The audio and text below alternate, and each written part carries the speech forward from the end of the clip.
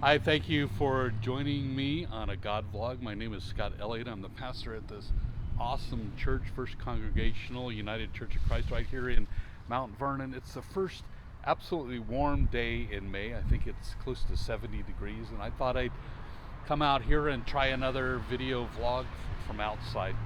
And you can look at the church a little bit different angle. I want to talk a little bit. Actually, I'm going to talk all about Genesis today in this short little vlog. I can't cover everything, but I thought I'd just briefly summarize a part of it. The Bible begins with Genesis, aptly enough, with a creation story in that book. Whether you believe Genesis is an historic account or not, it's a story seeking to answer age-old questions, like how did all of this get here? How did we get here? Who was the first man and woman, and why on earth are things so rough and chaotic? Genesis tells us that out of chaos, God speaks creation into being, including us. The very voice of God not only echoes in the heavens, but right on down to earth and the oceans and lands in all living things. God declares all this God voice creation as good. I think God got it right. God makes good out of chaos. This should not be a surprise, since it's the very words of God that make creation out of the chaos. From the start, God's voice creates good out of chaos. That's what God wants: goodness, the bestness in life, the well-being of all of creation. As we say in our denomination, God is still speaking. That is, God's voice still creates, still longs for the well-being of creation, and so speaks to us and for us and creating us. The storytellers in the Bible zoom in from universal creation to the earthly creation, to critter creation, to human creation.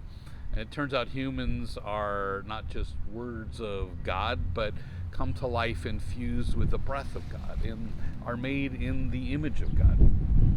We bear God's image on earth. Back when Genesis was written, royal emissaries carried the image of their ruler about with them. They didn't have photographs, they had paintings or etchings, like a badge to show they were the agents of that ruler. We're God's emissaries in creation, carrying our ruler's image. I like that idea. We are God's caretakers and representatives in creation. I talked about that a week or so ago, maybe it was 2 weeks. That's the purpose, the biblical hope of humankind: to take care of creation, to take care of one another, to take care of God that infuses everything, to be careful with God and in all that is. And we are images of God to take care of all that is. Genesis explains how we wandered from that duty of care. The peace of creation was disrupted when Adam and Eve ate of the tree of the knowledge of good and evil, and humans learn that they can choose right or wrong acts, and our choices since have either disturbed the peace or sought to get peace back. Since the peace of Eden is lost by human choice and can be recovered by human choice, that's the way it goes. So we have an obligation, and there's this pull and this push to make the right choice, which is to get back to Eden. The whole of the Bible from that point on can be understood as an attempt to teach human beings how to choose correctly and find our way back to the garden, back to peace. Accordingly, the Bible is about relationship with God, God in heaven, God in creation, God in each other. And sadly, Genesis' first story of human relation is about first siblings, Abel and Cain, who have a religious squabble, sounds familiar, over whose offerings matter most, who is in better relationship with God. The first story of relationship and brothers is also the first story of religious differences, and the first story, sadly, of murder. Cain kills Abel. The first choice over right and wrong doesn't go well. God's punishment is not, though vengeful, It's not vengeful death like we humans might expect. There isn't an eye for an eye and a tooth for a tooth, but rather life as a marked outcast. That's Cain's punishment. And then the Bible story is soon full of more and more choices of evil, violence, and lack of care for others. It gets so bad in the story that God has to reboot creation by flooding the world and washing away all but Noah's good family and an ark loaded with enough animals to begin again. But creation's not all that's rebooted in the Noah story. God, who was imagined by men as so vengeful and destructive as to flood the world and destroy all but a minute remnant of life, also changes. God covenants with all creation to never destroy it again in Genesis. And there's this beautiful image of the destructive warrior God hanging up his bow in the sky with a promise to never use it again. That's the story of the rainbow. And it sits there still as a reminder after each storm that Yahweh, the loving God, will not lash out at us. God is reimagined in Genesis as the God of love.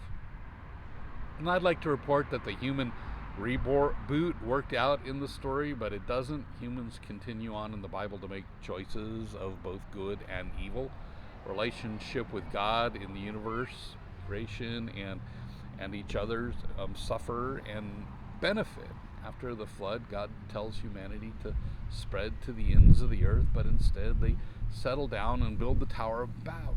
Metaphorically, the Tower of Babel pokes God in the eye with their disobedience and their self-importance. And the result of not choosing good is not destruction this time.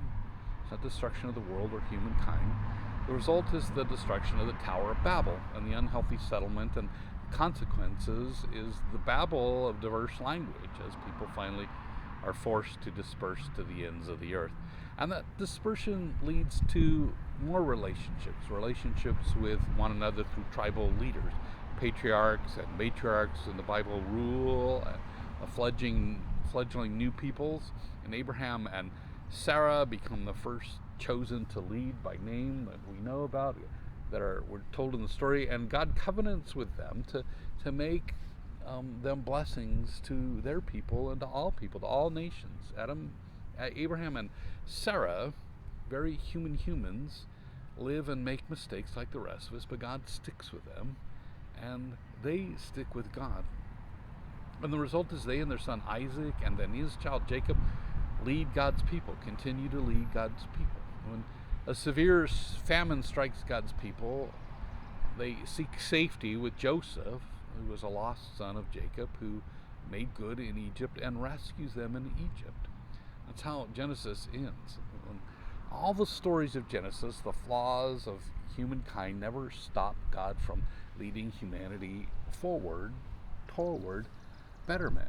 In the chaos and the hate and darkness of life, order and love and light somehow win out. That's the good news. That's a wonderful story.